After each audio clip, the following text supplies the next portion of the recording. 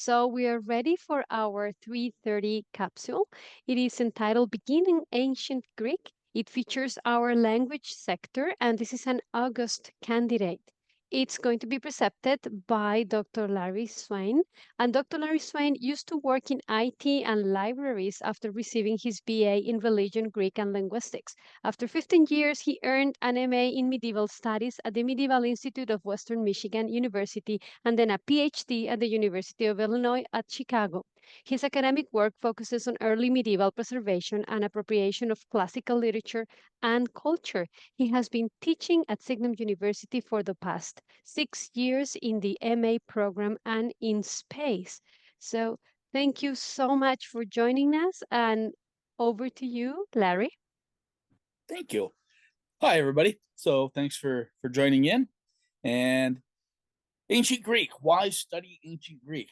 Well, there's all kinds of reasons, right? Some people do it because of aesthetics, by which I mean Greek is beautiful, right? And encountering the Homeric epics in the original text, suddenly I cannot speak, in the original language is an experience that moved me and still moves me every time I dip into a passage in the epics to read. But there's other reasons to do that.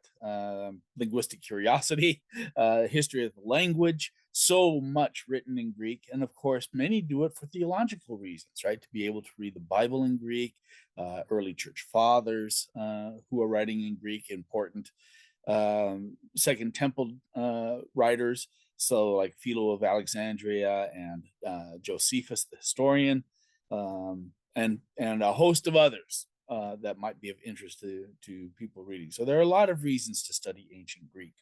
And so what are we going to be doing in class? Let me share my screen here real quick. Maybe share my screen here real quick. There we go. There's the one that I want. There we are. So what we will be doing in class is we'll be working through a textbook by C.A.E. Lushnig, An Introduction to Ancient Greek, a Literary Approach. And that literary approach is one of the reasons that I chose this textbook, because we can look at actual real Greek as it was written way back in the day from the very first lesson, which is, I think, really kind of important. And of course, we're not learning ancient Greek to speak it. Nobody speaks Homeric Greek anymore, right? Or even Herodotus or anything like that. Modern Greek is a different question if we learned modern Greek. So that's why I chose this textbook, and it goes through in 14 lessons, I think, the basics, and we'll be moving at a pace for whoever's enrolled in the module, right? We are neither in a hurry nor do we want to unnecessarily drag our feet. We will move at the pace that is comfortable for the people involved. And so what does the language module look like? Well, in this particular case, what our bi-weekly or 8 lessons will look like is that we will introduce a concept of some kind in the chapter, and then we will use exercises and translation sentences and paragraphs to emphasize and illustrate that material. And then once we feel like we've got that well under our belts, we can move on to the next section. And that's the way we'll do it. And I'll supplement from time to time either grammatical information or historical information about the things that we're reading or about the text that we're doing, and so on and so forth. It came up in the Latin discussion over on Discord is why is Latin so hard? Greek is also hard because we, as modern English speakers, and this is also true of Spanish, order in order to get the syntax of a particular sentence. That was not the case in Latin and Greek, right? So modern languages are basically known as analytic languages because of that dependence on word order.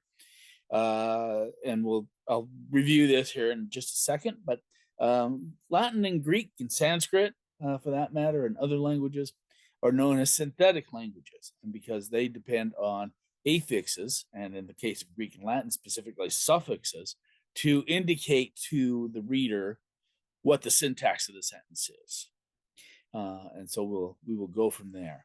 And so we will learn endings, right? That's one of the things that we start learning right away. And I don't know about you, but my head organizes things in tables and things, and so it's really handy because then we can organize our Greek into those kinds of tables and have some fun. But instead of trying to work in a language that nobody here knows yet, I thought I would talk about how we get the alphabet, right? That's the most fundamental thing that any student approaching Greek is going to need to do, is learn the alphabet. And that's going to be kind of easy and kind of hard.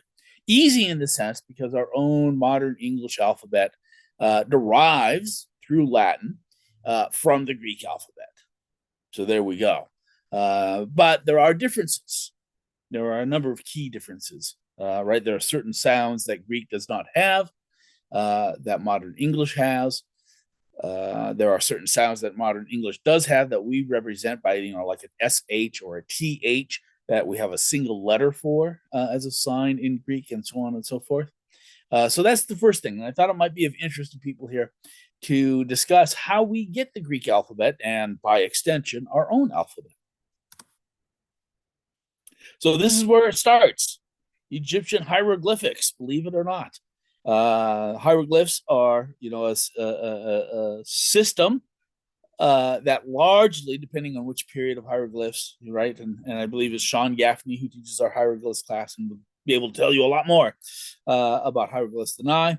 But basically, right, usually stands for a whole word or for a syllable, right? So if you're putting various syllables and symbols together, right, so that people can read it, and that changes a little bit over time as we get into later hieroglyphics. One glyph may actually represent a single sound, for example, in later stuff, and as we're kind of truly moving into a more alphabetic type of thing. So an alphabet technically is where every sound, meaningful sound in the language, every phoneme, right, meaningful sound, has a symbol to represent it. All right. So we think, we're not absolutely positive, of course, but we think that there are some work crews that are working on forts and roads in the Egyptian Empire going up into the Sinai Peninsula and into what would be now modern Israel and the Gaza Strip and that area. And it's up there that we get this little jewel, which is the earliest kind of form of what we know of as Proto-Northwest Semitic, right? So the first stage of moving from hieroglyphs into an alphabet. And it's written up there, somewhere around 1500, 1400 BCE that is going on there. Oops, there we go. So what is known as Phoenician or Paleo-Hebrew, right? Who are the Phoenicians? The Phoenicians were the folk living north of what is now modern Israel. So Lebanon, their chief cities in that area were Tyre and Sidon. And they were, along with early Hebrew people, Israelites in the Bible, adopted this writing system, right? So this is Northwest Semitic, and you can see there that we've got symbols, some of which are going to show up into the Hebrew alphabet that the Bible's written in, and so on and so forth. This is called the Gezer calendar, not because it's an old Gezer's calendar, but that's the place it was found, the village of Gezer, somewhere around in the 900s BCE. So roughly equivalent to if you're biblical type person, around the time that Solomon was king. The Phoenicians, unlike other peoples of that area, Canaanites and the Hebrews and so on and so forth, were great traders and great explorers. And so they went out westward into the Mediterranean and they settled all these major colonies throughout the Mediterranean, all the way over into the Western Hispanic Peninsula. And of course, one of the big ones is going to be Carthage, the great enemy of Rome, that fought three major wars with Rome. They're called the Punic Wars in the third and second centuries BCE, and gives us, Hannibal and his elephants crossing the Alps, and Scipio Africanus, the great Roman general, and other kinds of legends. Utica, Panormus, on the island of Sicily, Leptis Magna. Right, so a lot of these are mentioned in ancient historical texts and in ancient histories. So Phoenician civilization gets exported westward, and one of those exports that they traded with is their alphabet. So here at Thebes, according to tradition, but also according to, I think, archaeology at this point, the Phoenicians traded with the Thebans, and among the technology that they gave was the alphabet. And the Greeks quickly at Thebes, somewhere around that same time period, 9th century BCE, perhaps getting into the 8th century BCE, adapted the Phoenician alphabet into what we know of as the early Greek alphabet. And so here we have this bowl, and on the kulix, and on the underside of it, the Greek alphabet is written twice. So we've got our alpha and beta and gamma, delta, epsilon, zeta, eta, theta, and so on, and iota. Slightly different order than what will come down to us, but we recognize this as being the Greek alphabet, right? Now, the one thing that was different with the Phoenician alphabet is that it did not represent vowels, right? So they took some of the letters, or the graphemes, and transformed those into vowels, because they did not have that sound in Greek. So, for example, the first one, alpha, not a Greek word, comes from the Semitic word aleph, which is the word for ox, and so and it's kind of a glottal stop, often in transliteration represented by an A, but it's really not an A at all.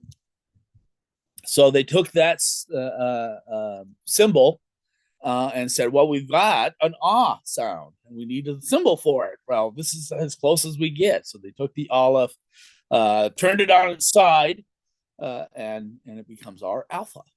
And other vowels as well were added.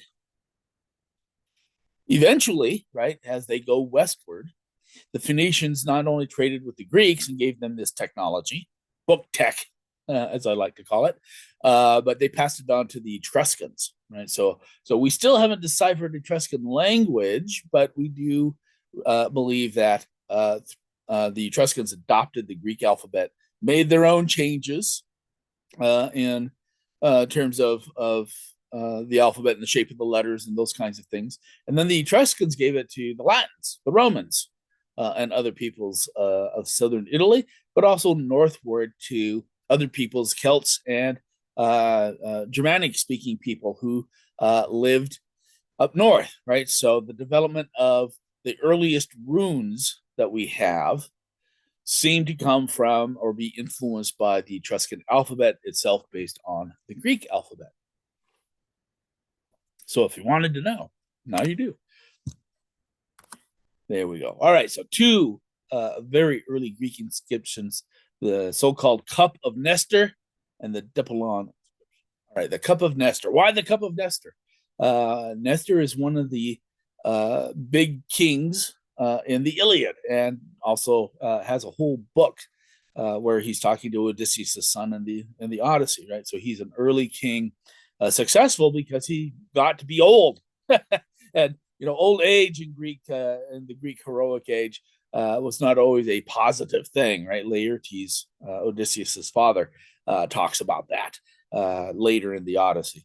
But Nestor is a good king, and so we've now proven that a lot of places and probably the people that are mentioned in the Homeric texts or in Hesiod really existed and really existed at this early period. And so when we go digging around in what is known as Nestor's Palace, right, things are found. And then one of these was the bottom side of this cup, a bit fragmentary, right? But we've got an alphabet there, and we can see it over here on the right in the Diplon inscription, right, which you can see right above the kind of yellowish band, right? So you can see that there is scratched into the painted black section there. You can see that there are scratches in there, and that's the alphabet. So very early stuff. Right, representation of the alphabet and what's the sounds like. You can find this anywhere on the internet, or you can buy the textbook I suggested, Lushnig's introduction, and shows kind of the transition, right? So your screen sharing is right in the middle of the alpha, but if we look at beta, originally Beth, which in Semitic is a house, means house, like in Bethlehem, the house of bread, right, and represents the sound b, voiced bilabial stop, and gives us in Greek then a beta. Again, not a Greek word, right? So they took over the names of the letters by and large from Phoenician there, right? Gimel, which is camel, and gives us kind of that triangular or that right angle shape, gives us gamma, and so on down the list. I don't know that I have time to go over every single one of these. All right, next one is then the actual Greek alphabet and what it looks like. Delta epsilon. It's very interesting to me that they decided to represent short and long vowels with different graphemes, right? So epsilon, is the short form of a, so epsilon and eta. Omicron, the small o, little o, and omega, the great O. There are some that don't get that treatment, right? Alpha, there's just one symbol, right? Alpha for long or short, which is interesting. This is the classical Greek alphabet. We know that there were some sounds that existed along with symbols that are no longer represented in the classical age. And one of those, for example, would be the digamma, which is kind of a W kind of sound. You'll notice that there is no sound in the classical Greek alphabet, but there was at one time. And so some of the funky Greek spellings in classical words are because those sounds dropped out. And then what do? Well, you compensate by making other sounds longer, or you insert something else that to take its place. At the beginning of a word, you might add a rough breathing, right? An H sound. So you'll notice that there's an H form for the capital Eta, but there's no H sound in Greek. But we do have a rough breathing mark that goes on some vowels that are at the beginning of the word. And that's because there used to be a consonant sound before that dropped out, that no longer exists. And so we compensate by making it a rough breathing. So here's our history of the Greek language. We've got from Proto-Greek, when the Greek speakers migrated from the Caspian Sea, Caucasian Mountains, that land mass in between those two geographical features, and they wandered westward and eventually made their way down into the Greek peninsula. We call that Proto-Greek.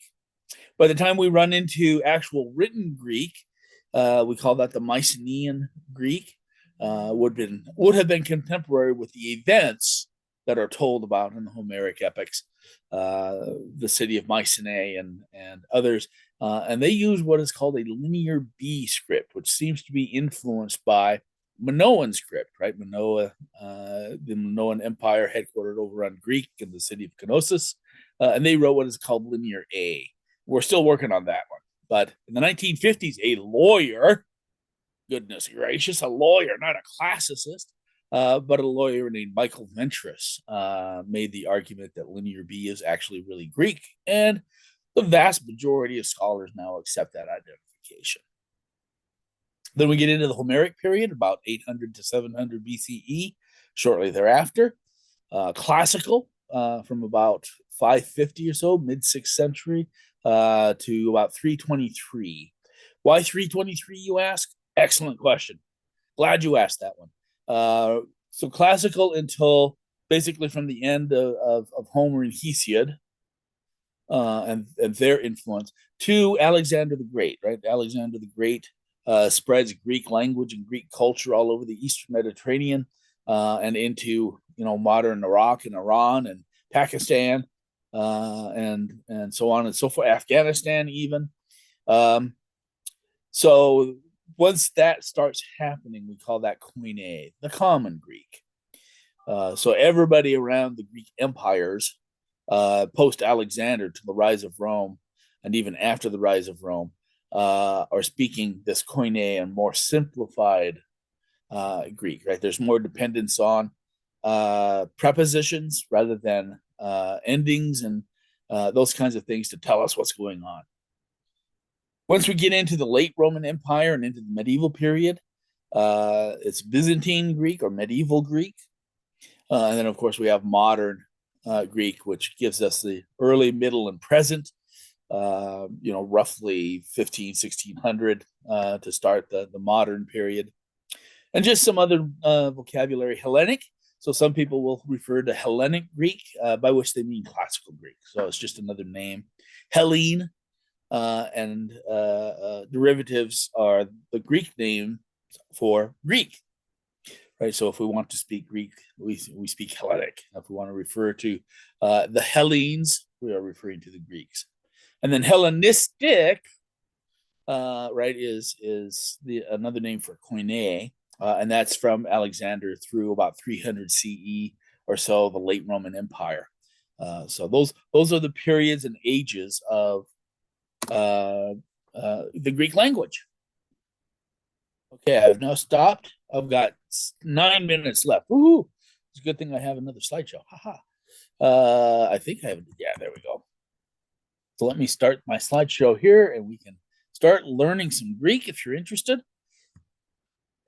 Share the screen again. Blah blah blah.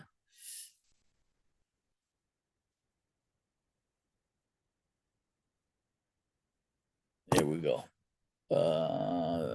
Screen is loading. Can I start my show? Can I move that slideshow from the beginning? Why are you not working for me? Well, we can do the old-fashioned way from beginning. No, it's not going to do it. All right, so the endings and things. So every language on the face of this planet uses some combination of these 4 strategies to tell us about syntax. How do we make meaning and communicate it to somebody else, whether in writing or in speech? And we have what is called a postposition, i.e. something on the end of the word, a suffix that tells us, oh, this is a noun and it's the subject. Oh, this is a noun and it's the object, or this is the third person singular verb, and so on and so forth. A preposition, i.e. something in front of the word, we know them in modern English as prepositions.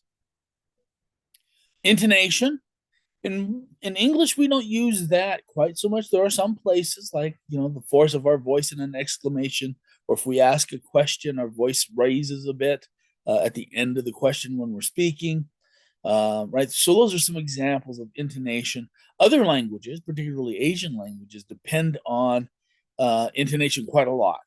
So if the accent starts high and goes low on a syllable like woo, and then another woo that starts low and goes high, those are completely different words. And if you're not careful, or if you're tongue-tied like me, you're likely to insult somebody because you put the accent in the wrong spot. And so that could be kind of dangerous, right? So intonation is one of those strategies. Yeah, Cantonese has 9, Elizabeth says. And then word order, right? Like modern English. So we use almost every language uses some combination, right? There's not one you can point to that says, "Aha, intonation is completely absent," because it's not. It's there somewhere.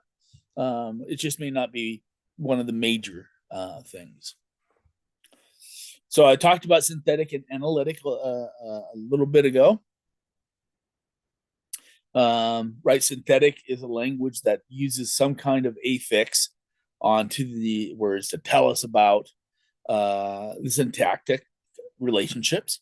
Klingon is horrible.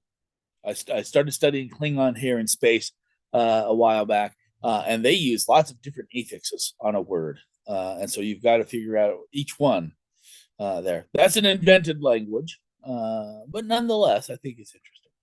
So, and then analytic languages, which depend on word order. Our word order, subject, verb, object. I mean, we can use some others, especially like a question, where often, that word order is switched up a little bit. Or we can understand Yoda just fine, right? Yoda kind of goes to subject, object, verb, and some other kinds of interesting word orders. But right, we've got those are the basic divisions that we're talking about here. Larry, 5 minutes Yes, to wrap up. 5 minutes. All right. Well, let me actually stop there. Are there questions or things that you would like me to talk about in our remaining moments, or march on through my slideshow?